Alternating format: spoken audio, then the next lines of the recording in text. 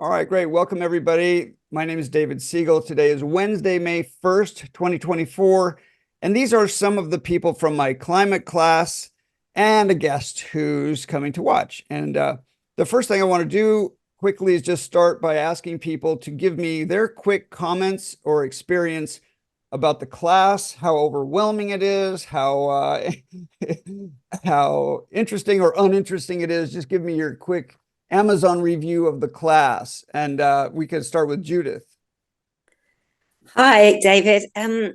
Well, I didn't really know very much about climate science. My main research is in fact checking, and I wanted to do some fact checking on climate, but I felt that I didn't have enough information to do it really.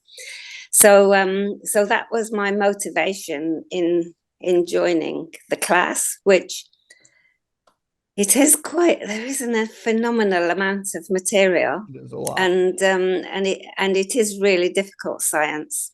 But I've definitely got more of a grasp of climate science now than I did at the beginning. I know some basics, so I'm looking forward to learning more. But so far, so good.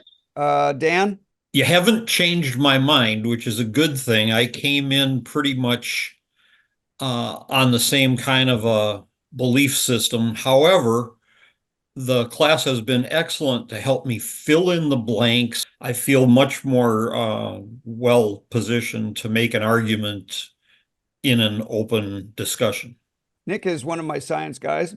Well, I'm not really a science guy. I'm an engineer, but I worked in molecular biology, European Molecular Biology Lab for quite a long time. A very useful class. I've learned a lot. The main thing that I've learned is that it's way more complicated than even I expected, actually. I don't think I've really changed my mind on anything, but it just seems, quite frankly, insulting, this idea to boil it all down to CO2. I've got a friend who has written some papers on CO2 in the Holocene, done climate modeling, and is now trying to bury carbon dioxide underground, as far as I can understand. It just makes me wince, quite frankly. But yeah, go. So it's a very good class so far.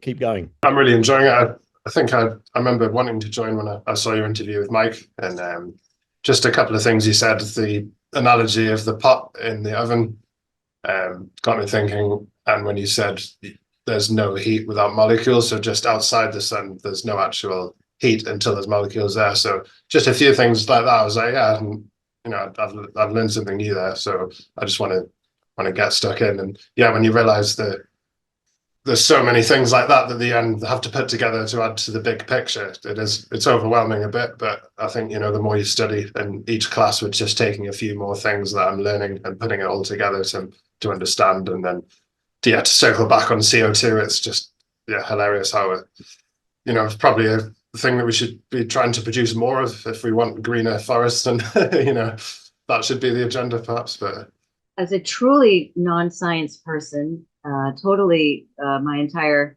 career in the humanities, I've been grateful for the fact that the way that the class is being structured enables someone like me, who has not even a background in science, much less any scientific knowledge specifically about climate change itself. I've been able to glean so many important aspects that do confirm the basic understanding that I had. So what I'm learning, it feels fortifying, it feels empowering, and all those positive things. And I'm able to take away enough from the class to make it worthwhile, to make it fascinating, and to feel like I do have something that I would be able to share with people that might interest them if they ever wanted to be able to look deeper into this topic. Very good. Well scripted. Charles. Thank you very much, David, for the course. It's been fascinating. I've really enjoyed it. It's dredging up things that I should have known decades ago, but have since forgotten. And it's a bit of a challenge. And I do have a science background, so Right. For those who don't, clearly the course is well delivered. So thank you very much indeed, David. Thank you. Let's go with Stuart. Yeah, hi, I'm enjoying the course. It runs at a good pace. It's 2 or 3 days a week, so you can choose which day you want. It's loosely based on, or is based on this, one of the 2 books. This is one of them, and there's another one available as I found it as a PDF. The lectures is presented as lectures, but you can interrupt. So it's sort of a half lecture, half seminar. And David will, the majority, I'd say 80% of the people are of a non-scientific background, and David will represent things from different angles and give analogies to present stuff. And the pace adjusts until we're all on board and moving forward. And it's moving forward at a good pace. It's interesting. And you can send him emails and he answers very quickly. How many people have rewatched the videos to just go back over any of the material?